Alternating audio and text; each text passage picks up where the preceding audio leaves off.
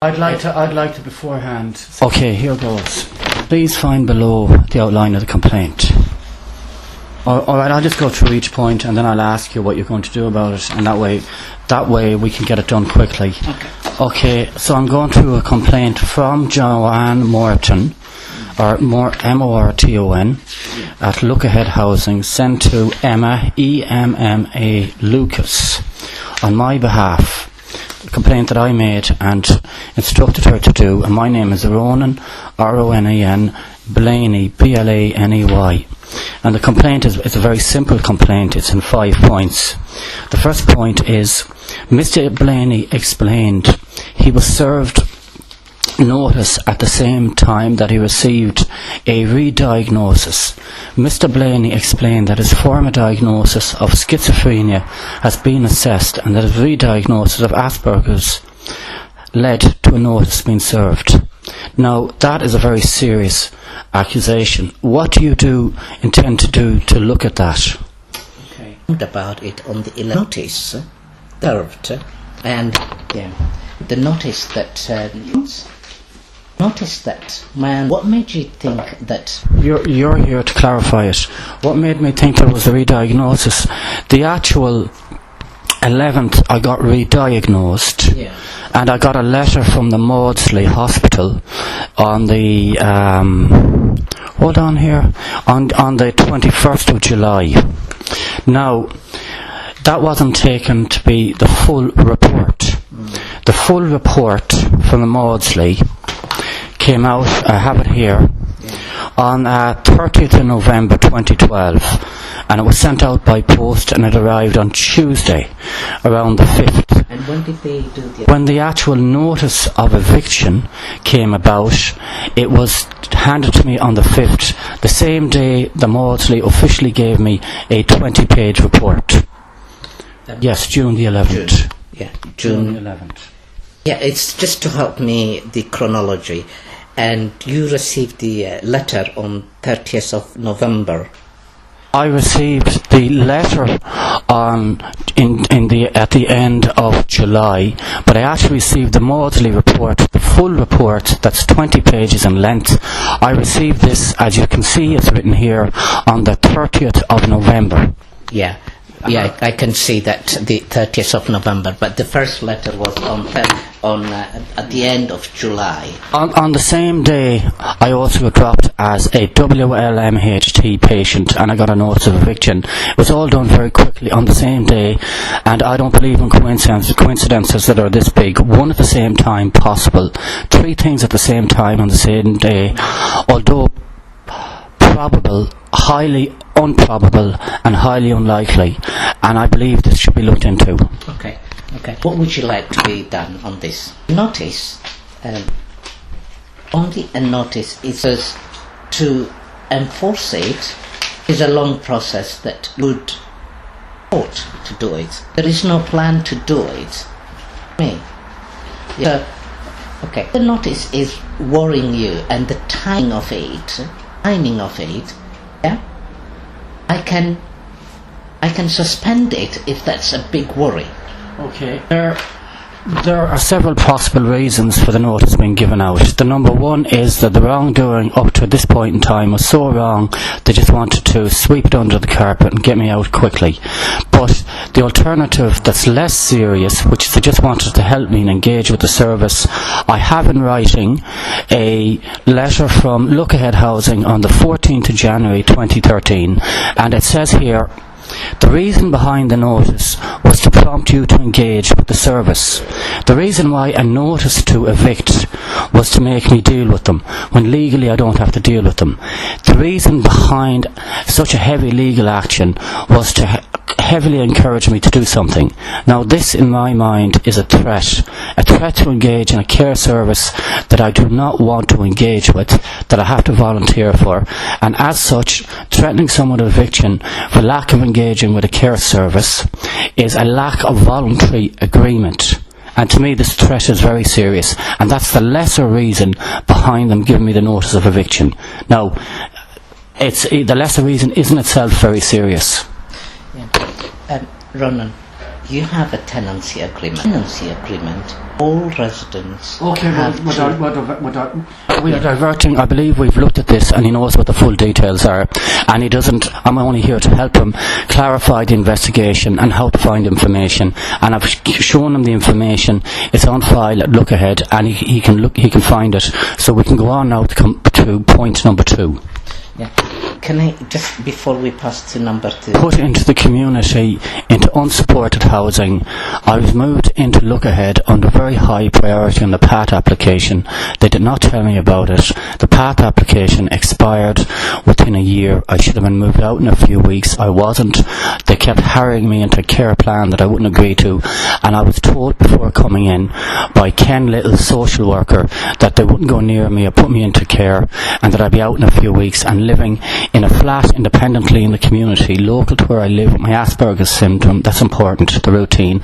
And where I lived, local to where I lived, would not be a place unsuitable for someone as delicate as me, as a council block like they would before.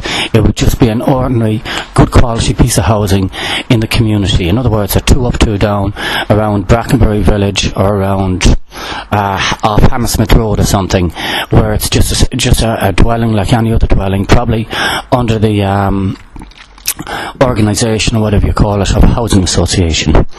So basically what you'd like is that, I think we'll come back to this. One other point you have. I have to clarify this here. What I said was move into the community unsupported, independent.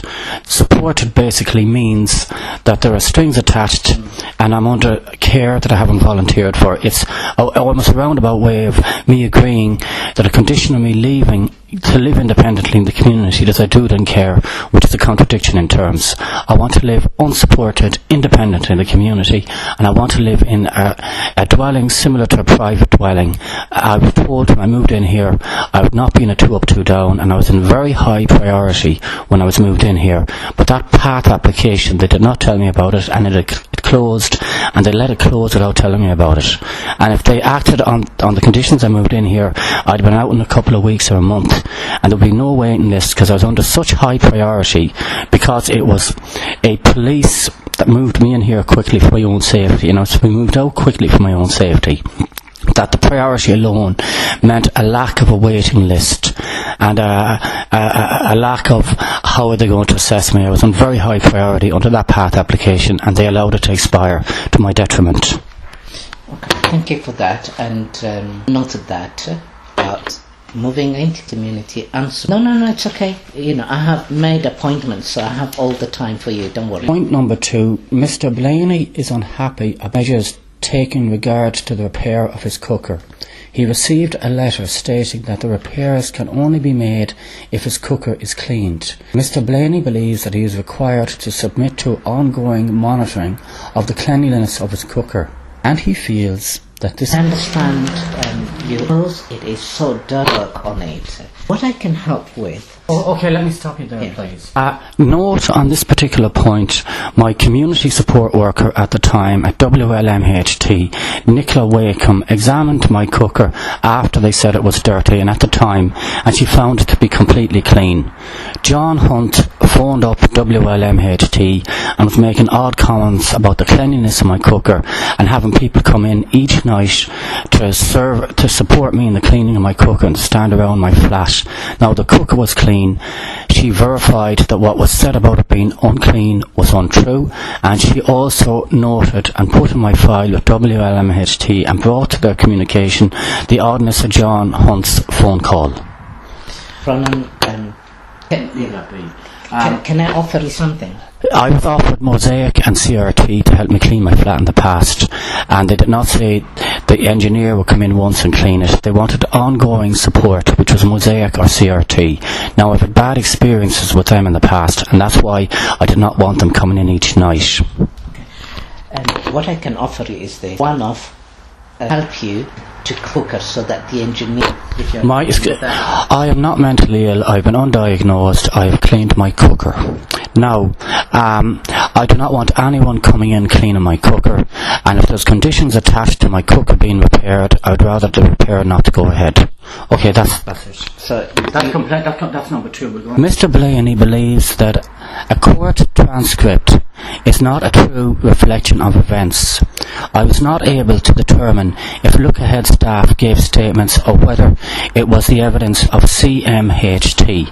This means that while I was in a psychiatric hospital, written evidence was submitted about my misbehaviour. I did not have access to that written evidence, and I'd like to know if Look Ahead contributed to that written evidence.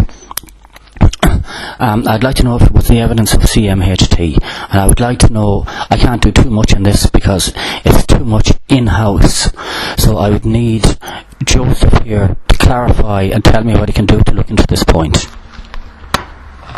I understand. Joseph here has a problem understanding the point that's in the complaint. From what he says of what he understands, it shows that he needs help in understanding.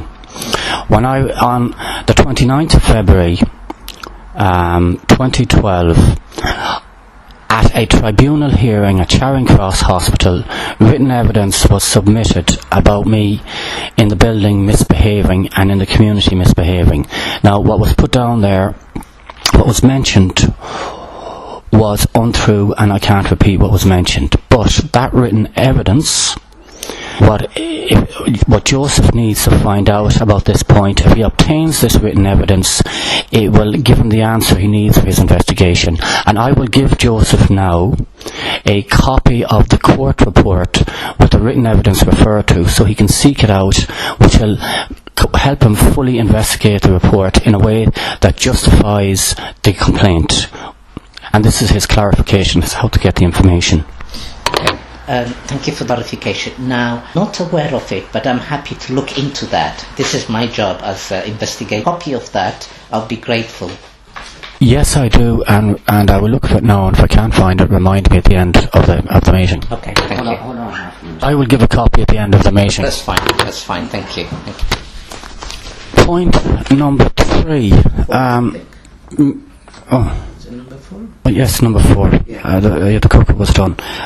Mr. Blaney believes that Look Ahead were responsible for the double prescribing of his medication.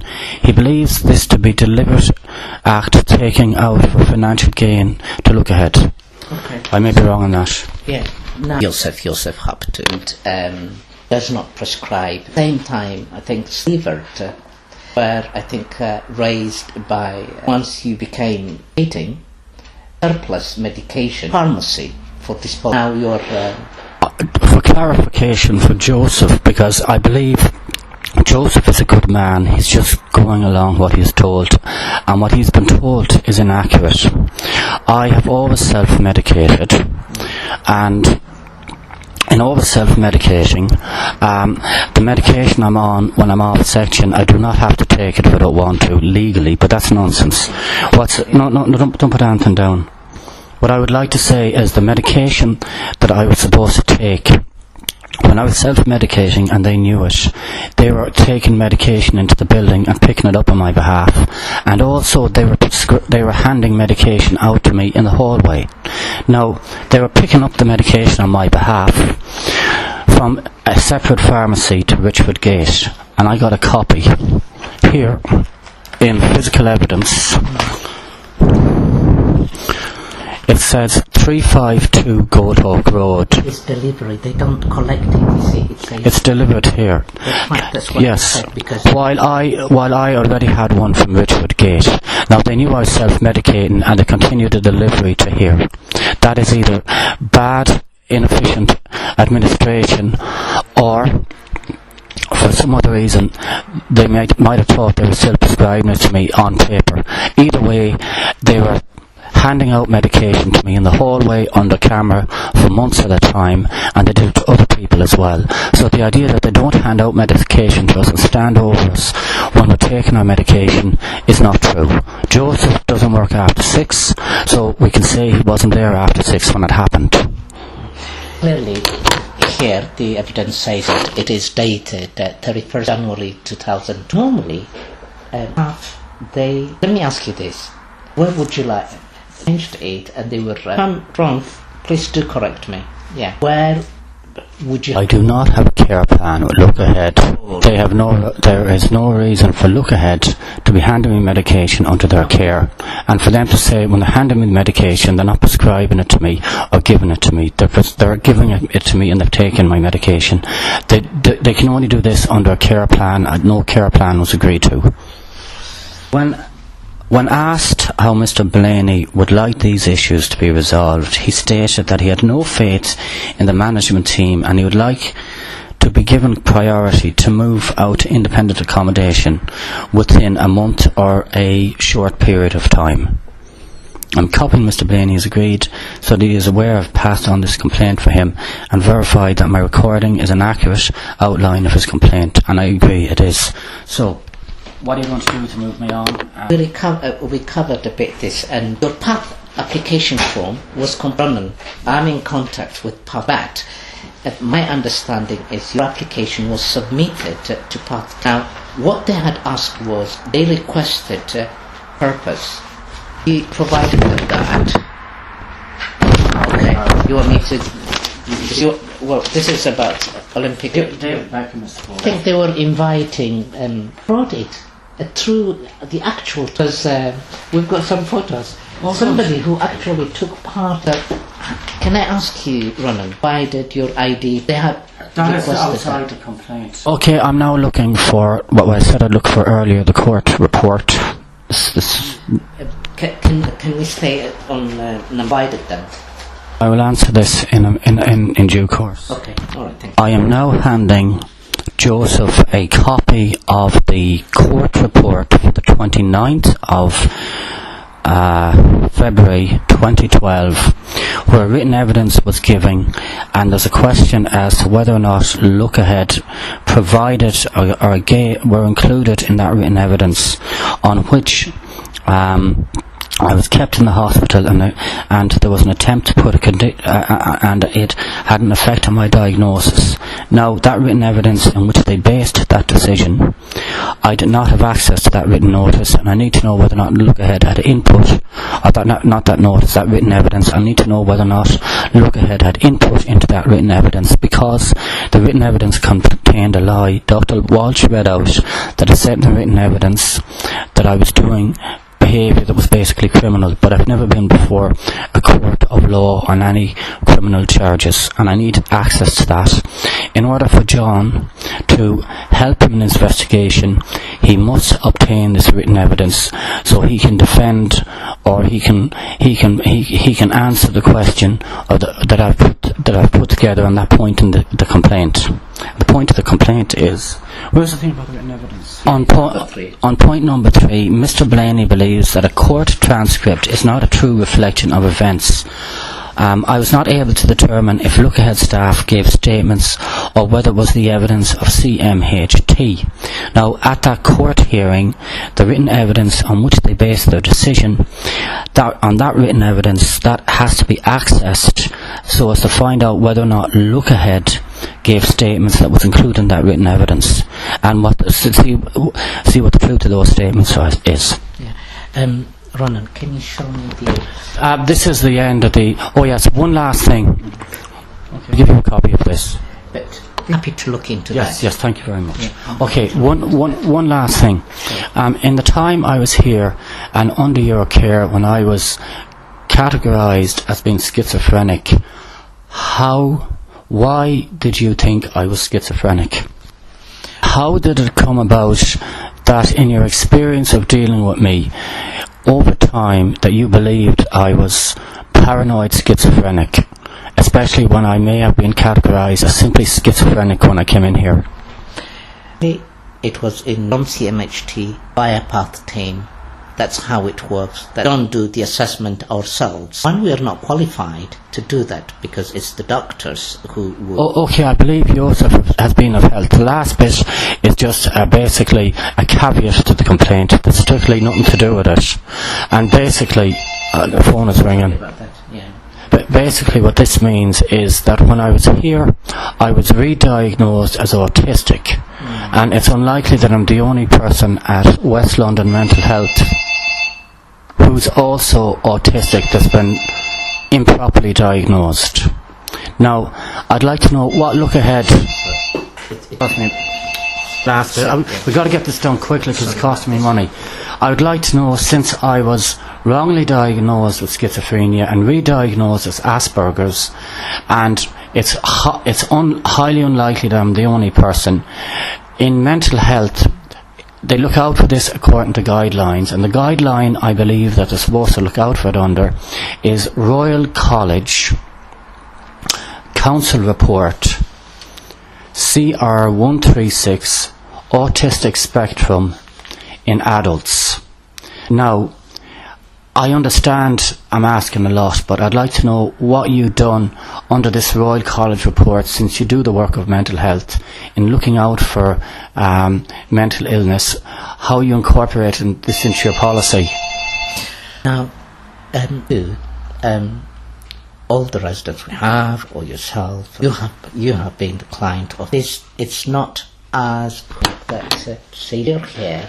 Thank you very much for your information. I would like to give you the report, but this would involve you in my care, and that was not a condition of me moving in. I would, however, like if Olu could be the person to look out for autism or autistic spectrum disorder, and if she could be versed in CR136. Locally in the area, it is recommended in the CR136 Council Report on Autistic Spectrum in Adults that there is a local champion or an organisation champion. I think that Olu definitely has the skills of subtlety, and she also has a postgraduate degree, which means she's educated to high standard to take on board the CR136, and I would ask that she gets to read this and is the person who looks out for autistic spectrum in this project and makes any recommendations that Yosief might need. I understand that you want to I'm very happy here, and I hope Olu enjoys herself with the CR136, because I know she likes to do something positive, and she likes to use the brain that God gave her, and she's very highly qualified, and she's underused. And I'm appreciative of John putting to Olu that she can take on board the CR136 Royal College Council Report CR136, looking out for autistic spectrum in adults.